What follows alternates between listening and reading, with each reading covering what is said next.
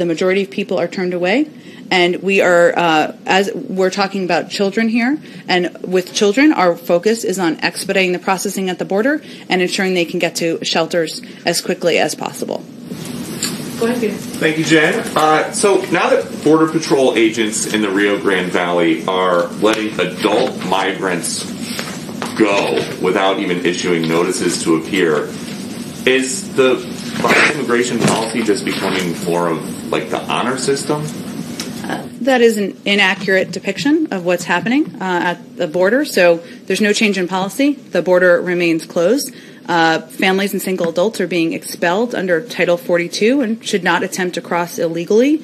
In the narrow circumstances in which families can't be expelled, the family is tested and quarantined as needed and placed in immigration proceedings to commence. In some cases, families are placed in removal proceedings further along in the release process. So if families are going to be deported and they're awaiting deportation, they don't need a court date and they don't need a notice to appear because it has already been determined that they will be sent back to their home countries. Sometimes that takes a minute to ensure there is proper transportation and steps in place to do that. But if Secretary Mayorkas says the border is secure, the border is closed, how is that the case if these migrants are being processed on this side of the border and then put on a bus to points unknown on this side of the border?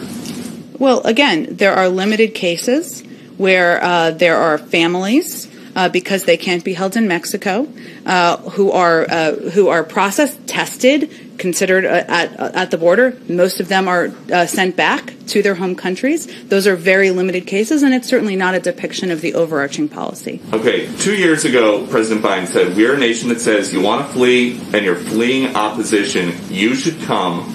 They deserve to be heard. That's who we are. Now he says, I can say quite clearly, don't come over. So why was his position different campaigning than it is governing?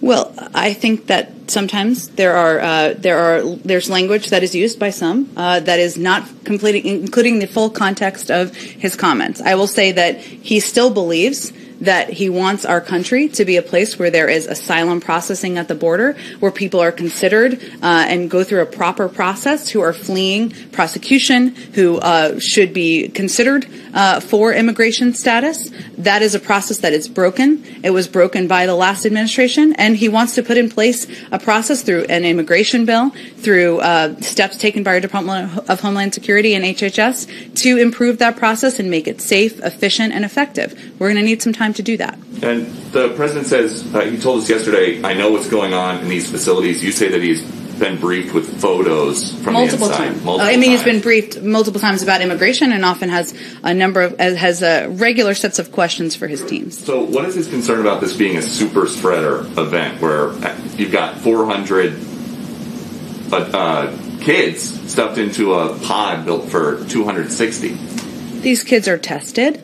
If they need to be quarantined, they are quarantined. We also follow CDC guidelines to ensure that they are kept safe. One of the reasons that it took us some time to have some of these facilities or some of the shelters open to larger groups of kids is because we wanted to follow those CDC guidelines. So we certainly don't see it through that prism. We actually took the steps we did to keep these kids safe. But where else in the country would it be okay to have 400 people in a space for 260 during the pandemic?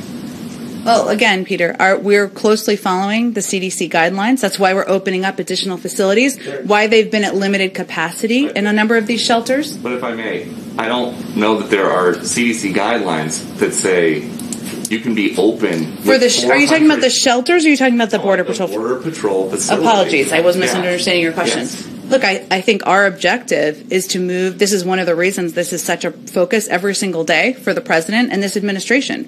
We want to move these kids as quickly as possible through these facilities and into the shelters where there is safe spacing, and then move them into homes where there is safe spacing. And we are concerned about the public health impact. That's why we're putting in place a number of policies to expedite these processes. But at that first stop, it's just not happening.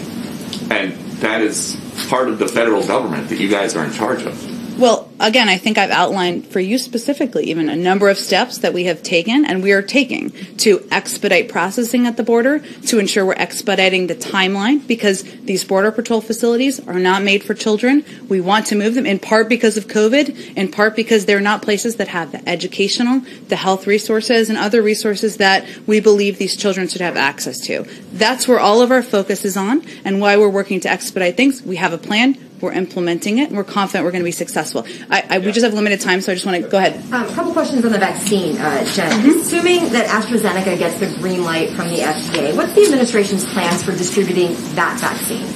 Well,